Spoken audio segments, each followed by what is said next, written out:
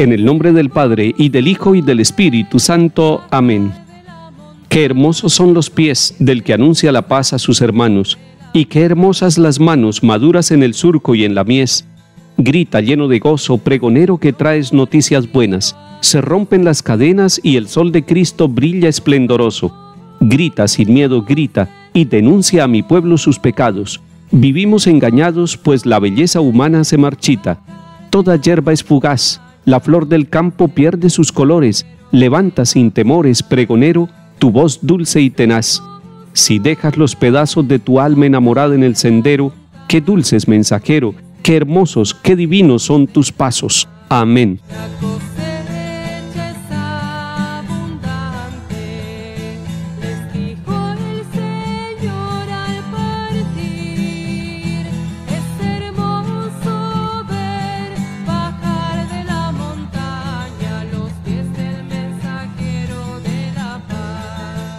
Lectura de la carta del apóstol San Pablo a los Gálatas, capítulo 2. Hermanos, transcurridos 14 años, subí otra vez a Jerusalén en compañía de Bernabé, llevando también a Tito. Subí por una revelación.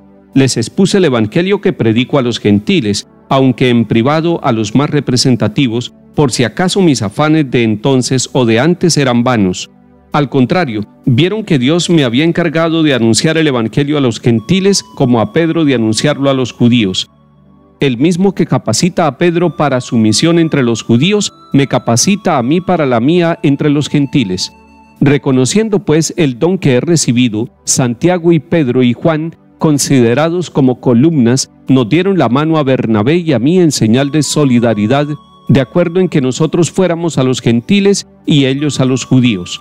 Una sola cosa nos pidieron, que nos acordáramos de sus pobres, y esto lo hemos tomado muy a pecho.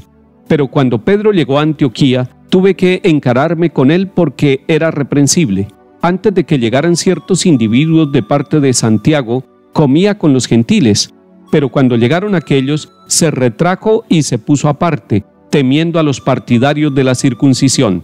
Los demás judíos lo imitaron en esta simulación, tanto que el mismo Bernabé se vio arrastrado con ellos a la simulación.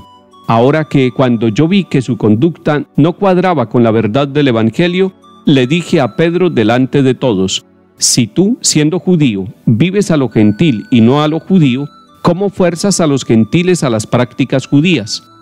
Palabra de Dios. Te alabamos, Señor.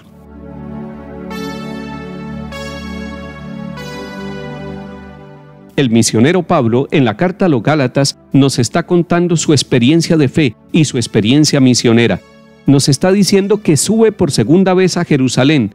Nos había contado que subió 3 años después de conocer a Cristo y de tener la experiencia cercana con el Señor. Había conocido a Pedro y también a Santiago.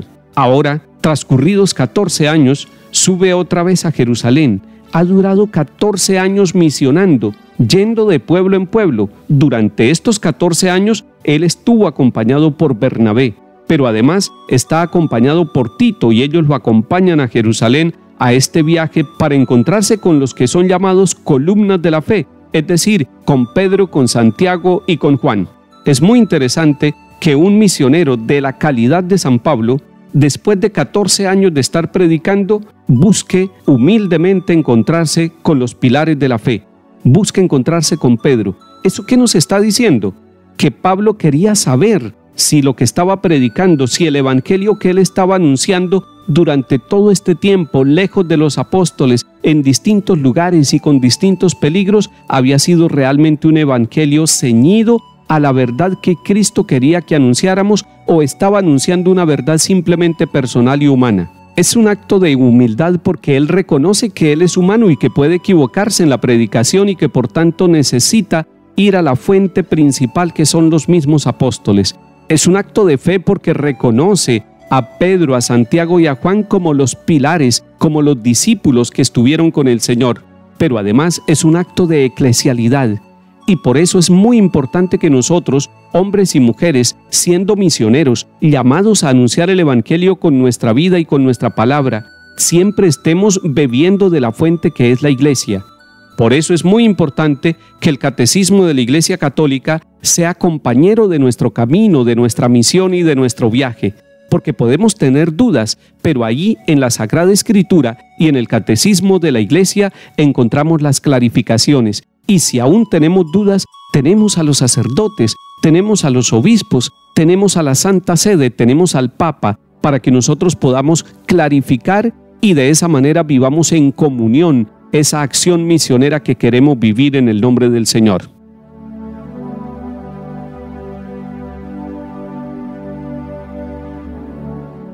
Salmo 116. Alaben al Señor todas las naciones, aclámenlo todos los pueblos. Firme es su misericordia con nosotros, su fidelidad dura por siempre.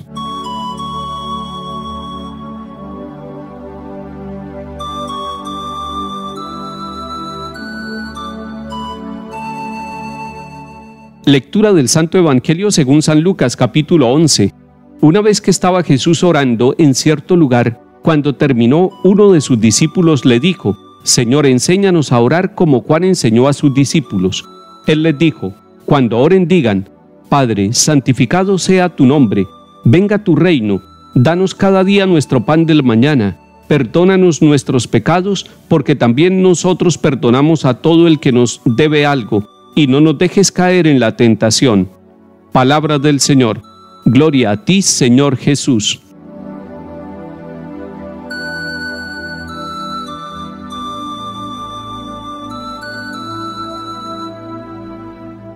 Contemplemos en este capítulo 11 de San Lucas a Jesús orando.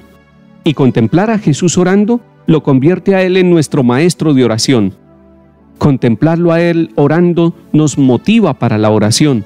La oración nos hace bien, la oración nos saca de los ambientes de duda, la oración nos da la fortaleza para el trabajo de cada día, la oración nos da la alegría del contacto con el Señor, la oración nos da sabiduría, la oración le da paz a nuestro corazón, la oración nos hace misioneros. No puede haber un misionero o misionera que no ore al estilo de Jesús. Él es el gran misionero, pero es un misionero orante. Jesús está orando, no solamente para darle testimonio a sus discípulos para que lo vean orando, sino porque Él necesita la oración, necesita el contacto con Dios Padre. Los papás y las mamás que son misioneros y los primeros misioneros dentro de la familia también necesitan oración. Orar por sus hijos, orar el uno por el otro como esposos, orar para que puedan cumplir esa misión hermosa, delicada, difícil, pero tan importante que el Señor les confió dentro de su propio hogar. Jesús está orando y uno de los discípulos se le acerca y le dice: Señor, enséñanos a orar.